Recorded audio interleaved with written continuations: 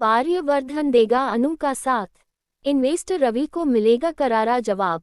जी हाँ दोस्तों, सीरियल तुम से तुम तक में आ चुका है एक धमाकेदार ट्विस्ट। कहानी में अब आप देखेंगे कि एक और आर्य अनु को मनाने की कोशिश कर रहा होता है और उसके पीछे पीछे घूमता। तभी वहां रघु आ जाता है और देखता है कि एक अधेड़ उम्र का शख्स अनु के पीछे घूम रहा है। वह गुस्से में सोचता है, इसने मेरी बेइज्जती की थी, अब मैं इसे सबक सिखाऊंगा और बदनाम करूंगा। रघु अनु और आर्य का पीछा करने लगता है। इधर आर्य अनु से कहता है, तुम मुझे माफ नहीं कर सकती तो कम से कम कुछ खिला तो सकती हो, मुझे बहुत भूख लगी है। दोनों छोले भटूरे की दुकान पहुंचते हैं। आर्य जिद करता है कि वह तीखा छोले भटूरे खाएगा और अनु मना करती रहती है, सर मत खाए, रुक जाए।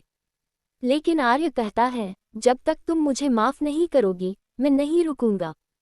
अनु मजबूर होकर पानी लाती है, उसे पिलाती है और उसका हाथ पकड़कर रोकती है और आखिरकार आर्य को माफ कर देती है। इसी बीच पुष्पा जी और गोपाल जी भी वहीं छोले भटूरे खाने पहुंचते हैं और अनु आर्य को एक साथ देखकर चौंक जाते हैं। अनु सफाई देती है, आर्य सर को भूख लगी थी इसलिए उन्हें यहाँ ले आई। यहाँ के छोले भटूरे बहुत फेमस है, लेकिन रघु इन सबका वीडियो रिकॉर्ड कर रहा होता है।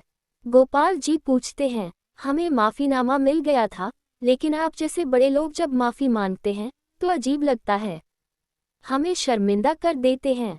अनु कहती है, पापा मैं सर को छोड़कर आती हूँ। आर्य अनु से कहता है, जो तुम सोच रही हो वो सब गलत है। अनु जवाब देती है, आपका दिल सच जानता है लेकिन आप उसे स्वीकार नहीं करना चाहते। इसके बाद आर्य वहां से चला जाता है।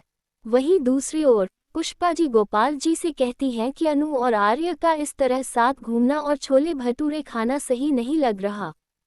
इसी दौरान मीरा को इन्वेस्टर्स की तरफ से एक पॉजिटिव रिपोर्ट मिलती है, लेकिन वह मन ही मन सोचती है कि अनु हर बार किसी न किसी तरह बच जाती है, अब कुछ बड़ा करना पड़ेगा।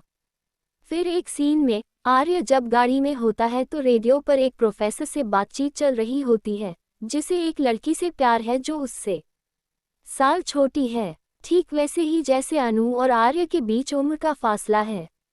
रेडियो जॉकी प्रोफेसर को समझाती है, एक बार पूछकर देखिए जमाना क्या कहता है, उसकी परवाह मत कीजिए। ये सब सुनकर आर्य सोच में पड़ जाता है। इसके बाद अनु को एक सर्वे के लिए इन्वेस्टर रवि के साथ भेजा जाता है।